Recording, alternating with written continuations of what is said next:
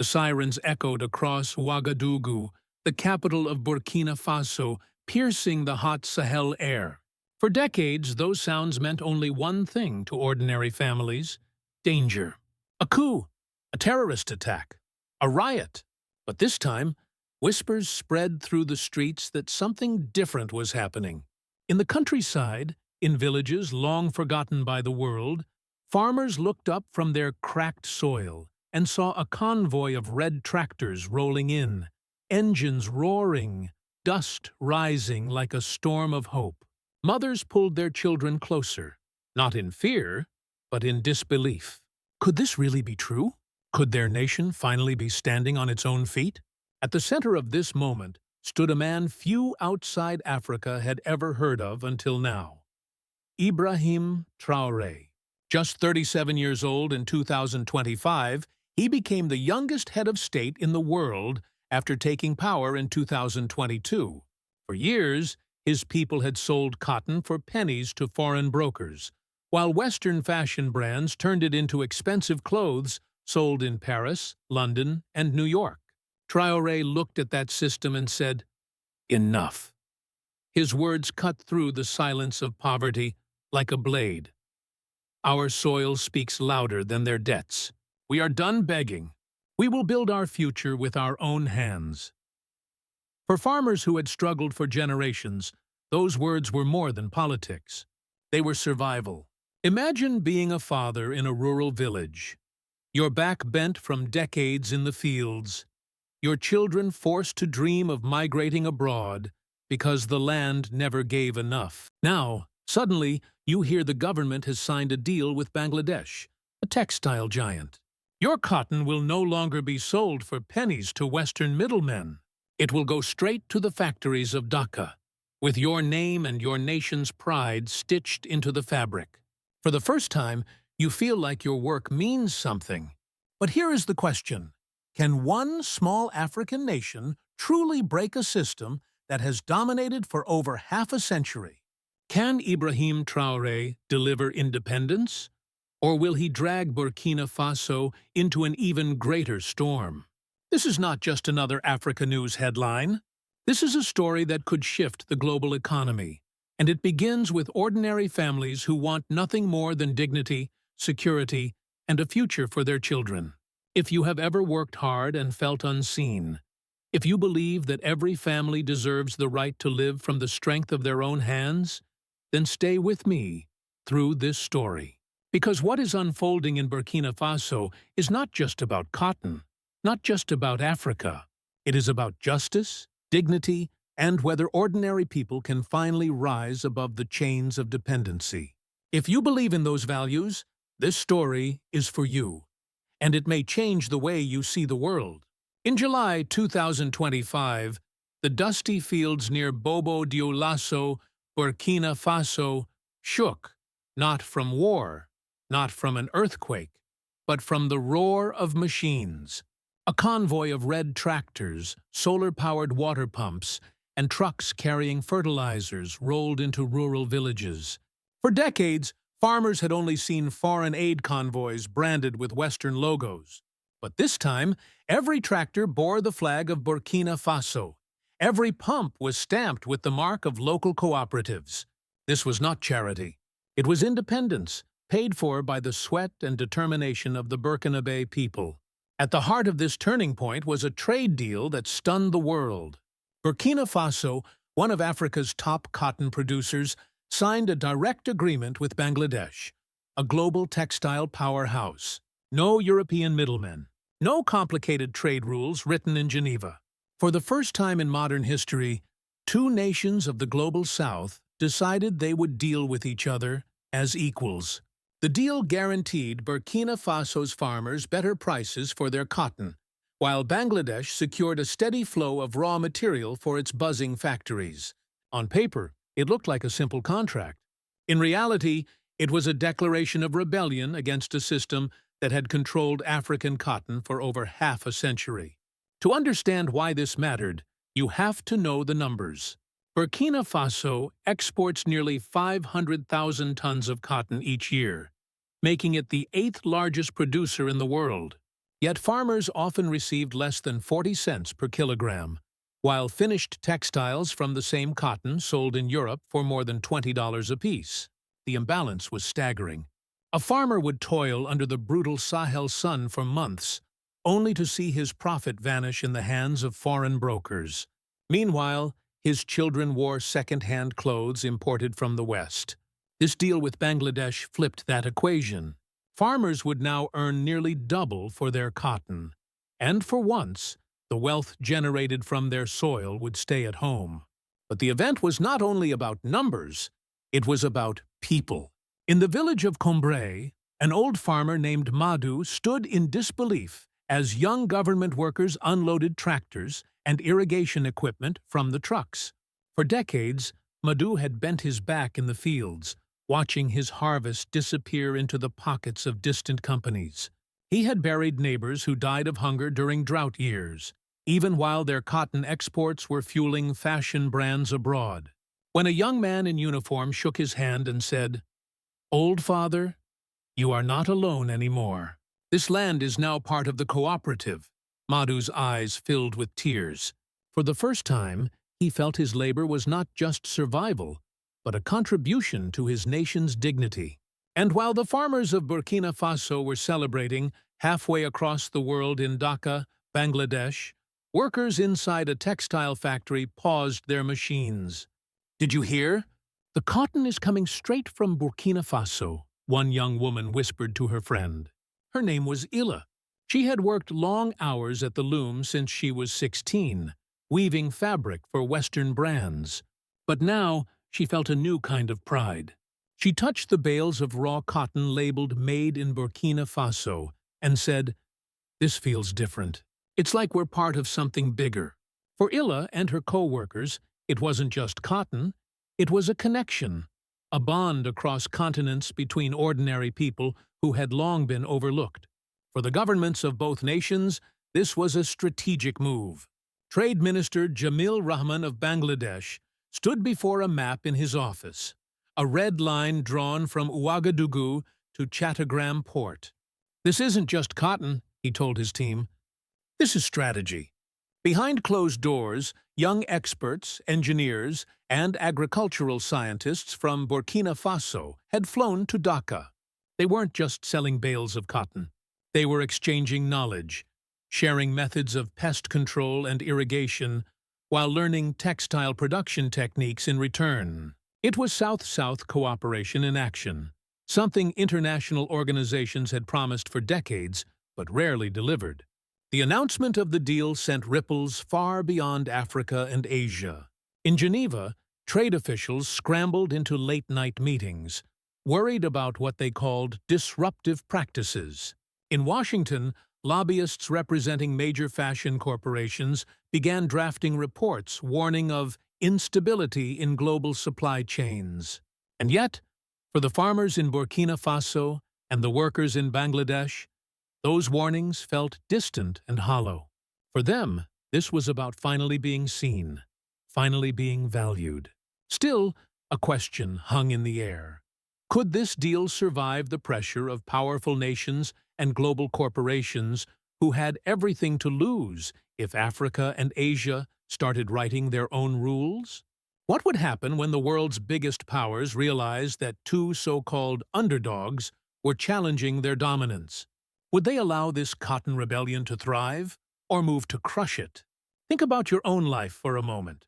How many of the clothes in your closet carry the hidden story of exploitation, of farmers underpaid and workers overworked? And what would it mean if those clothes instead carried a story of dignity and fairness? If you've ever wondered whether ordinary people can stand up against a global system, this story might just give you the answer. The climax of this story came not in a boardroom in Geneva, nor in the halls of Washington, but in the National Assembly of Ouagadougou. The chamber was filled with lawmakers, farmers' representatives, and young students who had come to hear their president speak. Ibrahim Traoré walked in, wearing his military fatigues, a symbol that he was still a soldier of the people. When he took the podium, the room fell silent. Then, with a steady but fiery voice, he declared, Our hands are full. Our fields are blooming. We will no longer allow others to decide our worth. The room erupted. Lawmakers stood, clapping until their hands were red. Farmers watching on small television screens in rural villages shouted his name like a chant. For them, this was the moment when history bent in their favor. The decision Traoré announced was shocking.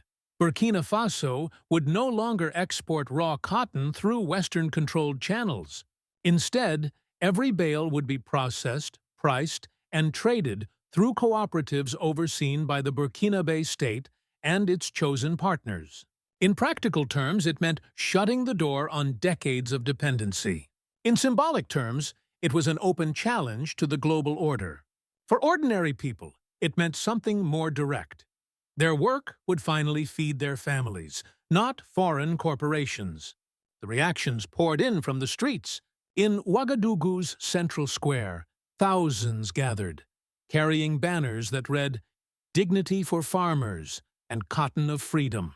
Older men wept openly, remembering how their fathers had been forced to sell cotton for pennies. Young people recorded the moment on their phones, sharing clips across social media. For them, Traoré was not just a president. He was proof that Africa could rise. In Cambrai, old farmer Madou sat under a mango tree surrounded by neighbors as they listened to the speech on a crackling radio. Tears ran down his face as he whispered, "The soil has found its voice." Across the world in Bangladesh, the reaction was equally powerful. In factories outside Dhaka, workers like Ila and her co-workers gathered during their breaks, watching the announcement on YouTube subtitles. "This cotton is ours too now," she told her friend Aisha. "We are no longer just cheap labor. We are partners." The pride in her voice mirrored the pride of farmers thousands of miles away. For once, two distant nations felt united by the same cause: dignity. But not everyone was celebrating. In Geneva, trade officials warned of dangerous precedents being set in West Africa. In Washington, corporate lobbyists scrambled, fearing billions in lost profits if other nations followed Burkina Faso's lead. Inside boardrooms of multinational fashion brands, executives worried about losing control of supply chains they had dominated for decades. Their fear was not about cotton alone, but about the possibility that this rebellion could spread to other industries: coffee, cocoa, even technology. This tension created an emotional high point. On one hand, you had farmers in Africa and workers in Asia rejoicing, believing for the first time that they were shaping their own destinies. On the other hand, you had global powers quietly preparing countermoves, unwilling to watch their dominance unravel. The world felt split between two realities: the hope of the powerless and the unease of the powerful. The emotional image that captured this climax came just days later at Chattogram Port in Bangladesh. A massive container ship stood ready to sail, loaded with 40 containers of cotton marked with the Burkina Faso flag. Traoré himself stood on the dock alongside Bangladeshi women weavers, their colorful scarves billowing in the ocean breeze. As cameras clicked, the flags of both nations waved together. It was not staged. It was real, a symbol of solidarity that no speech could match. The picture spread across social media, from Bamako to Dhaka, from Paris to New York. To millions, it was proof that a new chapter in global trade had begun. But with the excitement came fear. Farmers and workers knew this deal could change their lives.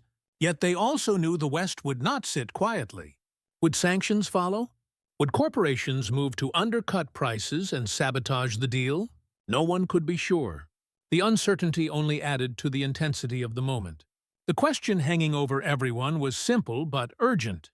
Would the Cotton Rebellion survive the storm of international pressure, or would the dream collapse under the weight of powerful enemies? Ask yourself this: if you had the chance to stand up and demand dignity for your family, even if it meant risking confrontation with the most powerful nations on earth, would you do it? That is the choice facing Ibrahim Traoré, Burkina Faso, and millions of ordinary farmers today. And it's a question that may soon face all of us, because when one nation dares to break the chains, others may follow. The effects of the Cotton Rebellion rippled through Burkina Faso almost immediately. For decades, rural life had been defined by poverty, migration, and dependence on foreign aid. But in 2025, signs of transformation appeared across the countryside. Newly paved roads, over 1,500 kilometers built with national funds instead of World Bank loans, linked remote villages to markets and clinics.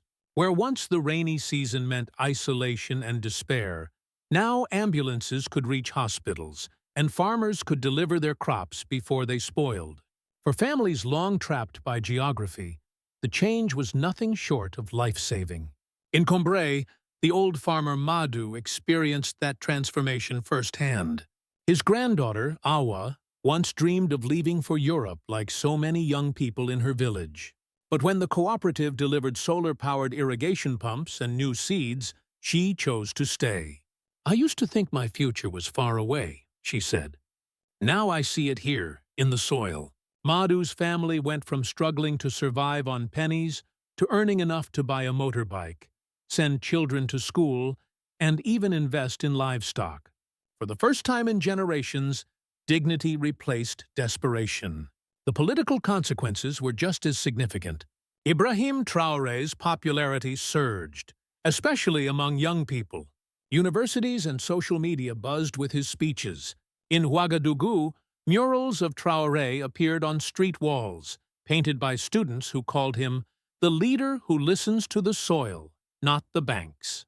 In villages, farmers organized under cooperatives branded Cotton Rebellion units, proud to be part of something bigger than themselves. To many, this was more than economic policy. It was a new social contract between the government and its people. But the rebellion also sparked tensions. Opposition parties accused Traoré of centralizing too much power and risking international isolation. Some elites, who had long benefited from deals with foreign brokers, resisted the changes. International NGOs warned that cutting ties with Western donors could create budget shortfalls in health and education. Traoré's supporters countered that dependency was the true danger, not independence. The debate grew fierce, reflecting the uncertainty of a nation trying to chart a new path. For ordinary citizens, the effects were mixed. While many farmers saw their incomes rise, urban families worried about inflation as new policies shifted resources toward agriculture. Some industries dependent on Western imports faced shortages. Still, the sense of national pride outweighed the struggles. For once, Burkina Faso was not being told what to do by outsiders. It was writing its own rules. In Bangladesh, the consequences were equally real. Factories in Dhaka and Chattogram reported record productivity using direct African cotton. Workers like Illa noticed subtle but powerful changes. Labels now read, "Cotton of Freedom, woven with honor." Customers in Europe bought clothes made from this cotton not just for fashion, but for the story. The garments sold out in days, proving that consumers were ready for supply chains built on fairness, not exploitation. For Bangladesh, the deal elevated its role in global trade, transforming it from a low-cost supplier into a symbol of ethical production. Politically, the partnership also signaled a shift in global alliances. The African Union invited Burkina Faso to lead discussions on fair trade in agriculture. Other West African nations like Mali and Benin explored joining the cooperative model. Analysts warned that if the rebellion spread, it could upend decades of Western economic dominance. In this sense, Burkina Faso had become a test case for whether the global South could truly stand on its own. But the consequences also carried risks. Western powers began hinting at sanctions. Trade councils spoke of disruptive practices. Rumors spread that intelligence agencies were quietly monitoring Traoré's government, looking for weaknesses. Older citizens, who had lived through decades of coups and instability, worried about retaliation. "We have tasted dignity," one farmer said, "but will they let us keep it?" And so the question deepened. As ordinary families found new hope and the nation stood taller, What would America and the Western world do? Would they allow this experiment in independence to continue? Or would they move to shut it down before it spread? Think of your own family. Imagine working all your life, only to see your labor enrich strangers while your children went hungry. That has been the reality for millions in Africa. Now imagine finally breaking free, only to face the threat of punishment from powerful nations. Would you risk everything to keep your dignity? That is the choice Burkina Faso faces today, and it is a choice that may define the future of Africa itself. When news of the Burkina Faso-Bangladesh deal reached Western capitals, the reaction was swift and uneasy.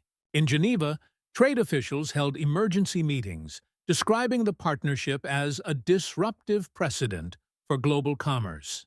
The International Cotton Council circulated memos warning that if African producers bypassed traditional brokers, billions in revenue for Western companies could vanish. What looked like a victory for two developing nations was seen in the West as a threat to the very structure of international trade. In Washington, the anxiety was sharper. Corporate lobbyists representing fashion giants warned lawmakers that the cotton rebellion could destabilize supply chains worth hundreds of billions of dollars. Policy experts inside the State Department and the Pentagon asked a bigger question. If Burkina Faso can defy the system, who's next? Could Mali, Benin, or even larger players like Egypt and India follow suit? And if they did, what would it mean for U.S. influence in Africa and Asia? American security analysts also saw risks beyond economics. The Sahel region, already destabilized by terrorism and insurgency, is critical for U.S. counterterrorism strategy. If Burkina Faso turns away from Western aid and aligns more closely with Asian partners, Washington fears a vacuum that could be filled by rival powers such as Russia or China. The cotton deal was not just about trade. It was about geopolitics, alliances, and the balance of power in a fragile region. Elsewhere, reactions varied. In Europe, consumers embraced the free thread label, buying clothes woven from African cotton and Asian hands in record numbers. In Brazil, agricultural leaders praised the model as fair and forward-looking. In Africa, ministers from Kenya to Nigeria quietly asked, "If Burkina Faso can set its own prices, why can't we?" The rebellion was inspiring, but it was also contagious. Behind closed doors, diplomats whispered of sanctions, trade restrictions, and new strategies to contain what they called the Burkina Bay experiment. Yet the image of Traoré standing alongside Bangladeshi weavers at Chattogram port spread faster than any policy memo. To millions, it symbolized hope. To others, it signaled a dangerous shift away from Western dominance. And so the world is left asking, will the United States move to quietly contain this uprising before it grows? Or will Washington be forced to adapt to a new order where the Global South writes its own rules? Think about what this means beyond Africa. If nations once dismissed as powerless can rise together and demand fairness, what else might change? And if the U.S. chooses to resist instead of adapt, will it be protecting stability or standing in the way of justice? The answer to that question could shape not only Africa's future, but America's as well. The Cotton Rebellion is more than a trade agreement. It is a warning shot across the global system. For decades, nations in the Global South were treated as suppliers of cheap resources, their people laboring for the wealth of others. But in 2025, Burkina Faso and Bangladesh showed the world that the script can be rewritten. This partnership was not just about bales of cotton. It was about dignity, independence, and the belief that two underdog nations could stand together and say, "We will no longer beg." Yet the danger is real. The Sahel remains one of the most unstable regions in the world. If Burkina Faso is left isolated, sanctions or pressure from powerful nations could quickly undo the progress made. And if this rebellion spreads to Mali, Benin, or beyond, it could ignite a larger struggle between the Global South and established powers. The consequences could touch every corner of the globe. from the price of clothing in American stores to the balance of military influence in Africa. So the question remains, is Ibrahim Traoré a symbol of hope or a spark for conflict? For the families in Burkina Faso, he is a savior who gave meaning to their work. For international corporations, he is a disruptor who threatens their profits. And for the United States, he is both an opportunity and a challenge. Can Washington recognize the legitimacy of this movement, or will it treat it as a threat to be contained? Imagine this. If African nations form a unified cotton alliance in the next 3 months, backed by technology and fair trade agreements, Western influence in the textile market could collapse faster than anyone predicts. If that happens, Burkina Faso will no longer be a lone voice. It will be the leader of a continental movement. But if the U.S. and its allies move aggressively to block this path, Burkina Faso could find itself standing alone against overwhelming pressure.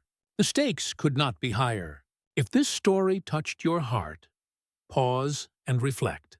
Ask yourself what justice means, not only for Africa, but for the world your children will inherit.